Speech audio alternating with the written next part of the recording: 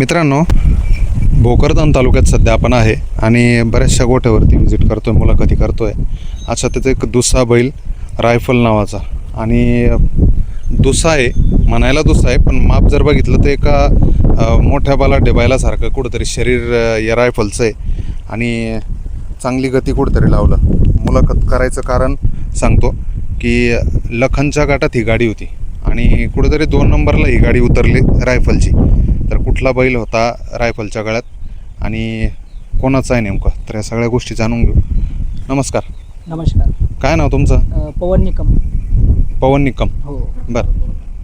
बैल कुठला प्रॉपर गाव हे सांगा ना, गाव तालुका? रेणुकाई पिंपळगाव, भोकरदन तालुका आहे आणि जालना जिल्हा येतो. जालना जिल्हा. पिंपळगाव गाव ना? हो, पिंपळगाव रेणुकाई. बरं, किती बैल आहे तुमच्या परिसरात? आमच्या परिसरामध्ये एक 5 ते 6 बैल आहे. 5-6 बैल आहे. हां. बरं, याचा काय नेमकं कुठली खरेदी होती? खरेदी गावामध्ये झालेली आहे. गावातलीच आहे? हां, पृथ्वीराज भाऊकडून झालेली आहे, यांच्याकडून खरेदी केलेली आहे. बरं बरं. किती रुपयाची खरेदी होती? एक 2,11,000 रुपयांची. आणि कधी खरेदी केलेला? छोटा होता तेव्हा की आता? हो, आदत होता त्यावेळेस, त्यावेळेस हां. खरेदी केली. आता चांगलं माप झालेलं आहे. हो, दुसरा माप झालेला होता. इतकं मोठं माप राहण्याचं कारण काय? लहानपणीपासून त्याचं समजा छोट्यापणापासूनच खूप याचं त्यांचे समजा माप जे मोठं. हां. शरीर त्याचं शरीर मोठ्या मापाचं आहे, छोट्या बचपनापासूनच. पण महत्त्व याला पण असतं की तुमची खिलाई पिलाई किंवा त्याला सराव काय आहे, तर या गोष्टीला पण प्राधान्य राहतं. हो. आणि त्याच्यावरती बैलाचं माप ठरतं शक्यतो. बरोबर. तर रोज त्याला रनिंग वगैरे समजा खिलाई वगैरे चांगल्या प्रमाणे. किती शंकरपाटात पळालेलं आहे जास्त की 3 फेऱ्याच्या मैदान? शंकरपाटामध्ये जास्त पळालेला आहे. किती मैदान झाले शंकरपाटात? शंकरपाटामध्ये या अगोदर तर तो बिमार होता समजा, एक 6-7 महिने. जेव्हापासून समजा आजारातून उठून बरा झाला तेव्हापासून प्रत्येक वेळेस गुलालामध्ये राहिला समजा. बरं, काय झालं होतं नेमकं? त्याला लंपी झालेली होती याच्या अगोदर. लंपी झालेली? हो. बरं. एक 7 ते 8 महिने जागेवरती होता समजा तो, एकदम लंपी. 7-8 महिने जागेवर होता? हो. आदतमध्ये? आदतमध्ये. किती दिवसानंतर दात केले त्याने? दुसरा समजा ते. नाही, दुष्यात किती नंतर, म्हणजे आदतमधून दुष्यात किती दिवसानंतर गेला? 2.5 वर्ष.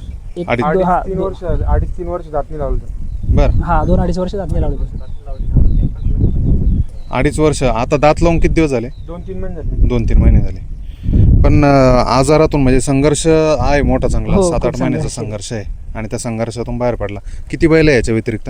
याच्या व्यतिरिक्त छोटे वासरे समजा आमच्याकडे आता गावामध्ये. हां. काय करता मग? व्यवसाय करता, खरेदी विक्रीचा व्यवसाय करता की छंद म्हणून नाही, जोपासता? छंद म्हणून. बरं. 3 फेरीचे किती मैदान झाले? 3 फेऱ्याचं पहिलेच मैदान होतं. कुठलं मैदान? हिंद केसरी मैदान. बरं, काय झालं त्या दिवशी ते सांगा नेमकं. त्या दिवशी लखनच्या गटामध्ये गाडी लागली होती, 37च्या गटामध्ये. आणि शेजारच्या वासरू समजा थोडं कमजोर पडल्यामुळे थोडं गटाला हात बरं, झाली. कुठलं वासरू बैलाच्या गळ्यात? माळशिरसचं होतं, शंभू नावाचं वासरू. माळशिरसचं होतं? माळशिरसनी कुठल्या भागातलं म्हणजे? गोडेगाव. गोडेगाव नाशिक कडे जवळ सुरू होतं. नाशिक साईडचं वासरू होतं. पण कुठेतरी वासरू पुरला असतं तर 100% त्या दिवशी एक वेगळा कारनामा घडला असता का असं हा, वाटतं? काहीतरी नवीन घडलं असतं. हां, पण तरी पण आनंद असेल हो, त्या आनंद दिवशी? खूप आहे, कारण की पहिली वार आम्ही पहिलेच मैदान केलं. पहिल्याच मैदानमध्ये एवढ्या पहिल्याच मैदानात बैलाने त्याची धमक दाखवून दिली. हिंद केसरी बैलाच्या याच्यामध्ये पळायला भेटलं आम्हाला तेवढं तरी. हां हां.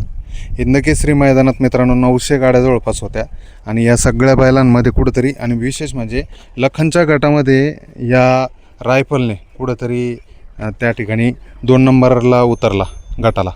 तर असा हा रायफल. काय वेगळं पण आहे बैलाचं? बैलाचं माप पण खूप मोठं आहे आणि गती पण खूप लावतो एकदम. छोट्या वासरू जरी टाकलं किंवा मोठा बैल जरी टाकला तरी एकदम त्याच्या याच्यावर पळतो आणि छान एकदम पळ जास्त लावतो. कुठं गती लावतो नेमकं? बुडापासून ते पूर्ण एकदम शेवटपर्यंत गती लावतो तो. बरं. सेकंदाला याला तर खूप जास्त गती लावतो. शंकरपाटात कुठल्या कुठल्या बैलाच्या गळ्यात पळलेला? शंकरपाटामध्ये जादू आहे, चेअरमन आहे, त्याच्यानंतर कॅप्टन आहे, भैरव, असे भरपूर बैलांच्या वेगवेगळ्या बैलांच्या गळ्यामध्ये पळालेला आहे. बरं. स्वभाव कसा आहे बैलाचा? बैलाचा स्वभाव शांत आहे एकदम असा. आणि खांद कुठली? काय म्हटलं? कुठली खांदे? एका खांदी? उजवी खांदे, उजवी धुरे. हो. डाव्या साईडला चांगली गती. डाव्या साईडला पण पळतो. डावे म्हणजे उजवीला जास्त. दोन्ही खांदी आहे, हा. पण शक्यतो उजवीला उजवीला तुम्ही जास्त पळता. आहे. उजवीला जास्त. आणि पब्लिकने आता शंकरपाटातले बैल शक्यतो पब्लिक फुल पब्लिकचं आहे डायरेक्ट, काहीच अडचण नाही. एक ग्रामीण भागातून येता तुम्ही, मोठं मार्केट आहे तुमचं गाव म्हणजे पिंपळगाव. मिरचीचं मार्केट आहे आणि मार्केट म्हटल्याच्या नंतर बऱ्याचशा गोष्टी उलाढाल, खरेदी विक्री, व्यवसाय मोठे करता. पण मग कसं लक्ष देणं होतं बैलाकडं? कारण शेती भरपूर दिसते तुमची. हो शेती वगैरे तर आहेच. हां, बैलाकडे कसं लक्ष देणं होतं? लक्ष काय आता रोजचे काम वगैरे करून समजा बैलाकडे लक्ष द्यायला की एवढं हे नाही. हं, हा मधले भाऊ असतात परत सोबतीला, बरं. त्यामुळे काही अडचण नाही तेवढी. द्या भाऊ आहे का तुमचे? हो भाऊ. द्या त्यांच्याकडे. नमस्कार. नमस्कार. काय नाव तुमचं? अमोल निकम. अमोल निक्कम. यांचं काय नाव म्हटले? पवन भावाचं? निकम. बंधूचं? पवन. पवन निक्कम, अमोल निक्कम. तुम्ही छोटे भाऊ आहे? नाही मी मधला आहे. तुम्ही मोठा मोठे? आहे. बरं, तुम्ही काय करता मग? शेतीच? शेतीच करतो. दोघं शेतीच करता. बरं, हातभार दोघंही सोबत लावता कुटुंबाला. पण याच्यातून बैलगाडा शर्यत आणि बैलगाडा छंद कसा जोपासता मग? होतं का छंद? हो छंद होता. जोपासला जातो.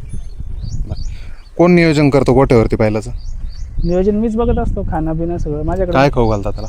खायला काय हेच आपलं शाळूचा चारा हं. आणि खाद्य दूध. काय आहे बाकीचं? खाद्य दूध समजा 2 लिटर दूध पाजतो हं. एका वेळेस. एका वेळेस 2 लिटर दूध आहे. बाकी इतर खाद्य काय? इतर खाद्य काय हेच मक्काचा भरडा, हं. गव्हाचा भरडा. बरं, गोट्यावर नियोजन करता तुम्ही, त्याला मी अगोदरच सांगितलं की सराव आणि खाणं पिणं हे पण त्यात तितकंच मॅटर करतं. बैलाचं इतकं मोठं माप तयार झालेलं आहे. दुष्यात आहे बैल अजून, पण एका मोठ्या शरीराचा बैल आहे. तर कसे नेमकं त्याचे लक्षणं दिसून येतात? लक्षणं म्हणजे बैल हा मापात लय मोठा आहे. हां, लहानपणापासूनच. म्हणजे, हा लहानपणापासून. हं, हं, आपण घेतला तेवढा थोडा खराब होता. हं, आपण खिलाई थोडं त्याला पद्धतशीर सगळं ध्यान लक्ष दिलं त्याच्यावर, हं, हं. आणि आता चांगला झाला समजा तो. बरं, एक चांगल्या क्वालिटीचा वासरू कुठंतरी घडलं. पैरे होता का? म्हणजे जोड लागते का बैलाला? जोड आता थोडा आम्ही नवीनच समजा, हं. एक 2-3 वर्षातच समजा चालू केलं आम्ही, समजा बैल घेतले, बरं, त्यामुळे थोडं अडचण येते आम्हाला. तुमचा मोबाईल नंबर दिला तर चालेल का?